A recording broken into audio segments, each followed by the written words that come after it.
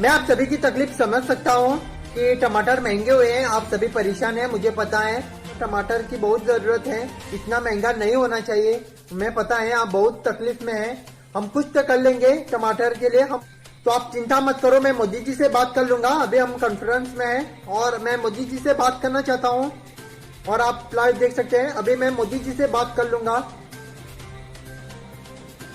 मोदी जी, आपके भाई और बहनों बहुत तकलीफ में हैं। टमाटर इतने महंगे हो गए हैं, 150 पे पहुंचे हैं और एक 10 दिन के बाद वो 200-400 पे पहुंच जाएंगे। बात तो सही है। हो सकता है, हमें टमाटर की बहुत जरूरत है। कुछ भी सब्जी बनाते हैं तो टमाटर चाहिए, चिकन वगैरह कुछ बनाते हैं तो टमाटर चाहिए। तो हम क्या करें जी, कुछ तो बताओ। आपके भाई और बहनों को बताना है। 5,000 रुपए प्राप्त हुए।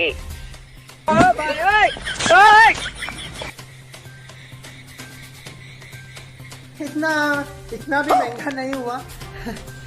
हमें तो खुशी होना चाहिए कि हमारे देश में तो बहुत कम है, दूसरे देशों में तो पाकिस्तान में भी, बांग्लादेश में और भी महंगा है। बदल दिया, जज्बात बदल दिए, जिंदगी बदल दी। 150 मतलब बहुत कम है और टमाटर कम भी यूज कर सकते हैं, कोई बात नहीं।